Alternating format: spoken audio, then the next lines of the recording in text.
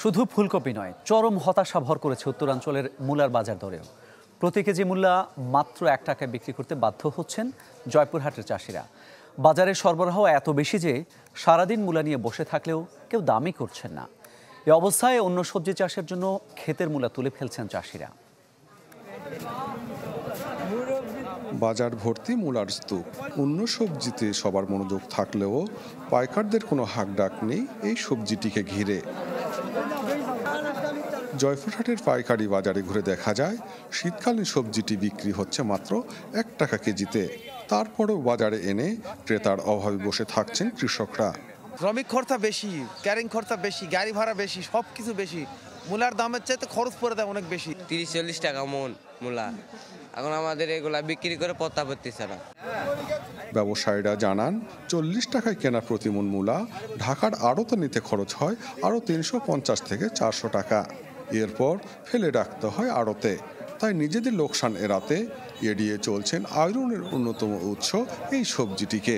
মূলার যে অবস্থা, মূলা এখন তো মনে করেন যে 20 টাকা মন। ব্যবসায়ীরা কিনতেছি না দেখে কৃষকরা লস সঙ্গে থাকতেছে। বিঘা প্রতি মূলার আবাদ করতে এবার প্রায় 10,000 টাকা খরচ হয়েছে বলে জানান চাষিরা। দাম না পাওয়ায় এখন জমি থেকে মূলা তুলে ফেলে অন্য সবজি চাষের কথা ভাবছেন তারা। আমি 1 বিঘা জমিতে মূলা লাগাছি। মূলা লাগানোর পরে কোনো বিক্রি হয় না, বাজারে যায় বিক্রি মনে 15-20 হাজার টাকা আমার খরচ। এই গাড়ি ঘোড়ার পয়সা উঠবে না, যার জন্য আমরা এখন আর বাজারে মাল বিক্রি করব না। ফলন ভালো হওয়ায় এবার বাজারে মূলার আমদানি বেশি।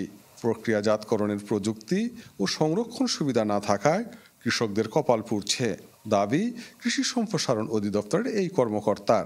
শীতকালীন সবজি যেমন মূলা, ফুলকপি, এই সব সবজিগুলো দেখা যায় উৎপাদন বেশি হওয়াতে দামটা কৃষক পায় না, দাম পড়ে যায়, ফলে কৃষক নিরুৎসাহিত হয়।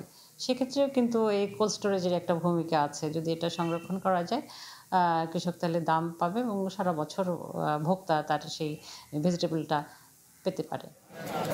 কৃষকদের ক্ষতি পোষাতে সরকারের দ্রুত পদক্ষেপ চান সংশ্লিষ্টরা। হারুনুর রশিদ, চ্যানেল 24, জয়পুরহাট। এ নিয়ে আরও খবর জানাবো আপনাদের। আমাদের সঙ্গে জয়পুরহাট থেকে সরাসরি যোগ দিচ্ছেন সহকর্মী হারুনুর রশিদ।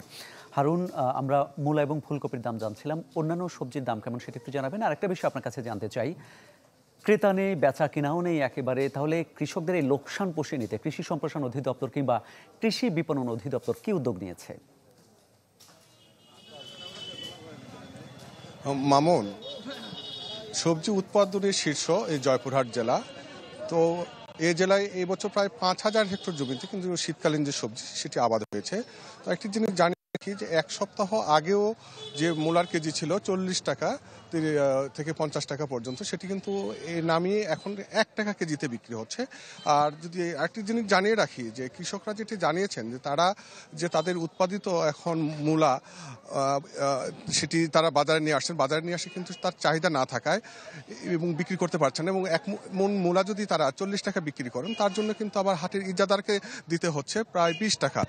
এর সাথে কিন্তু তারা যে পরিবহন যে খরচ আছে সব মিলিয়ে তারা কিন্তু আরও লোকসানে থাকছেন। তো এই জন্য তারা কৃষকরা যেটা জানিয়েছেন তারা কিন্তু মাঠ থেকে এই যে মূলা আছে সেই মূলাটা কিন্তু তারা উত্তোলন করবেন না। অন্যান্য যে ফসলগুলো আছে সেগুলো তারা চাষাবাদে তারা এখন আগ্রহ প্রকাশ করছেন।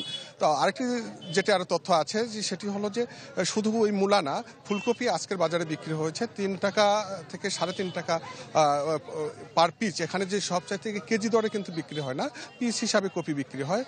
এছাড়া আলুর কেজি ছিল 40 থেকে 50 টাকা কেজি এবং টমেটো বিক্রি হচ্ছে 20 টাকা কেজি। আর ছিম যেটা 9 টাকা কেজি থেকে 12 টাকা কেজি পাইকারি দরে বিক্রি হয়েছে।